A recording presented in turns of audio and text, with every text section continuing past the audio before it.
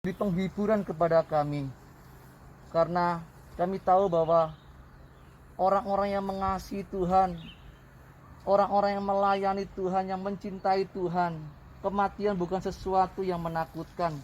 Kematian adalah sesuatu tujuan hidup kami, supaya kami dapat berjumpa dengan Engkau sang pemilik kehidupan. Oleh sebab itu kami mau mendengar firman-Mu, urapi hamba-Mu. Engkau tolong juga kami semua yang mendengar kebenaran firman ini, supaya setiap telinga yang mendengar dapat diberkati dan diselamatkan. Kami siap untuk mendengar kebenaran firman-Mu. Di dalam nama Putra-Mu kami alaskan doa ini. Dalam nama Tuhan Yesus Kristus. Amin.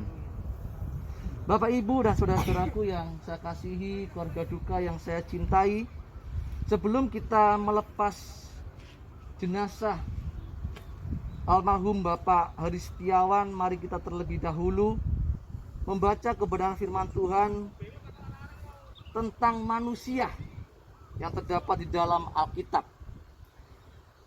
Dalam Kejadian 2 ayat 7, firman Tuhan mengatakan demikian. Ketika itulah Tuhan Allah membentuk manusia itu dari debu tanah dan menghembuskan nafas hidup ke dalam hidungnya. Demikianlah manusia itu menjadi makhluk yang hidup. Bapak, Ibu, dan saudara-saudaraku yang saya kasihi, pada mulanya Allah menciptakan manusia. Bapak, Ibu, saudara, dan saya, almarhum Bapak Hari Setiawan, pada mulanya diciptakan oleh Allah dari debu, dari tanah.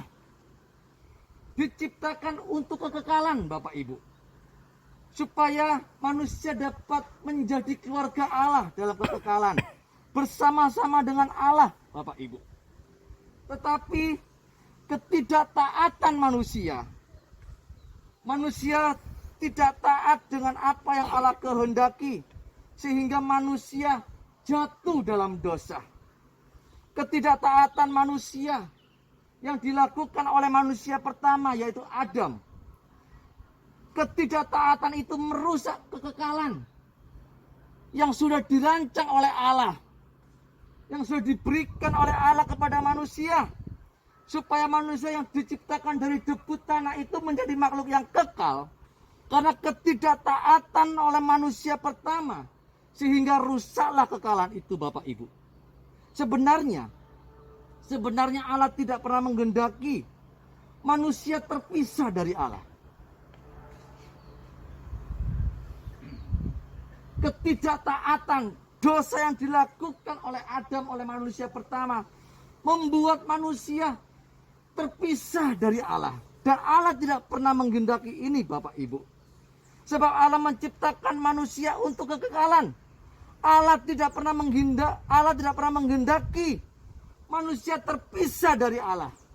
Sehingga kematian menjadi sebuah solusi supaya manusia dimungkinkan untuk diselamatkan, kembali memiliki kekekalan bersama dengan Allah, Bapak Ibu. Perlu Bapak Ibu dan saudara ketahui bahwa Allah tidak pernah menciptakan kematian. Allah tidak pernah menciptakan kematian. Tuhan Yesus Kristus, Putra Tunggal Bapa, menjadi jawaban untuk mewujudkan keselamatan itu. Dia menjadi juru selamat dan pengantara antara Allah Bapa di surga dan manusia. Satu hal yang harus benar-benar kita pahami, bahwa Tuhan tidak pernah merancang manusia untuk mati. Tidak pernah, Bapak Ibu. Kenapa manusia mati, Pak?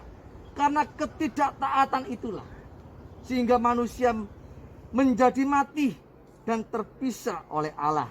Dan kematian merupakan solusi supaya manusia dapat diselamatkan, Bapak Ibu.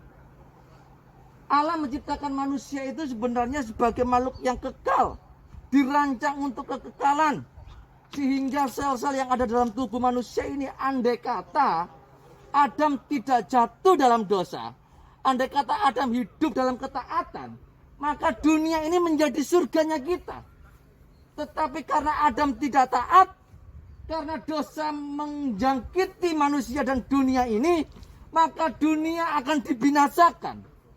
Dan manusia harus mati sebagai solusi supaya dapat diselamatkan.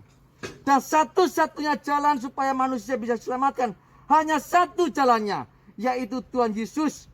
Satu-satunya putra Allah yang menjadi solusi pengantara antara Allah dan manusia. Saya bacakan ayatnya di dalam Kisah Para Rasul 4 ayat 12. Dan keselamatan tidak ada dalam siapapun juga selain di dalam Yesus. Sebab di bawah kolong langit ini tidak ada nama lain yang diberikan kepada manusia yang olehnya kita dapat diselamatkan. Kebenaran ini tidak menegaskan kepada kita semuanya bahwa hanya satu jalan untuk kita dapat mencapai keselamatan. Semua manusia lagi mencari kepastian keselamatan itu. Pak Hari telah mengakhiri pertandingan dengan baik, mengiring Tuhan setia sampai akhir hayatnya. Dan hari ini kita menyaksikan jenazah beliau ada di hadapan kita. Seharusnya ini menjadi hari yang menggores jiwa kita, supaya kita berbenah diri. Makanya saya bilang, masalah mati itu bukan masalah bagaimana cara matinya. Bagi saya nggak penting. Mati ditabrak kereta, mati jatuh dari pesawat, mati dimakan binatang, tidak masalah. Yang menjadi masalah adalah cara hidupnya. Cara hidup itu yang penting. Cara mati nggak penting. Pak, ini orang Kristen kok mati yang ngiring dikit. Tidak penting siapa yang mengiring, berapa banyak yang mengiring, nggak penting. Yang terpenting adalah siapa yang menjemput. Percuma yang mengiring banyak yang menjemput malaikat maut. Saya percaya almarhum kekasih kita, Bapak Hari Setiawan, yang menjemput Tuhan Yesus sendiri. Jadi jangan dipersoalkan, Pak, nggak banyak yang nganter ya. Nggak masalah siapa yang nganter. Yang terpenting adalah siapa yang menjemput. Amin.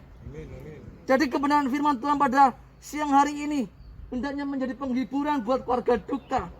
Supaya kita sebagai orang percaya, yang percaya kepada Yesus, pertahankan iman kita.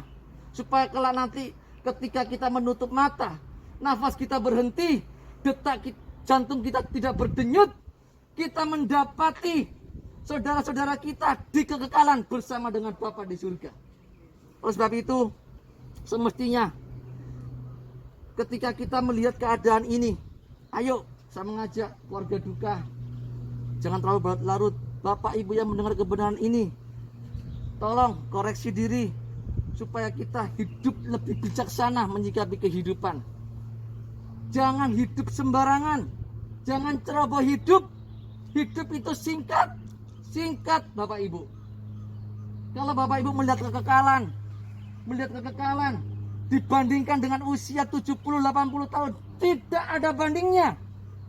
Jangan tukarkan kekekalan kita dengan hidup yang fana di dunia ini. Dunia akan berakhir. Dunia tidak memiliki sesuatu yang bisa diharapkan. Jangan membangun percintaan dengan dunia. Perhatikan bagaimana kita hidup supaya kita dapat mempersiapkan diri kita dengan baik-baik. Sebab itu sebagai orang Kristen, sejatinya kekristenan itu adalah ajakan untuk mempersiapkan diri di dunia ini.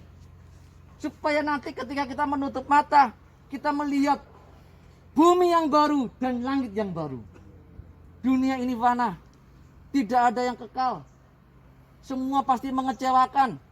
Jangan menupuk, jangan membangun percintaan dengan dunia. Engkau akan dikecewakan. Kejar kebenaran Allah.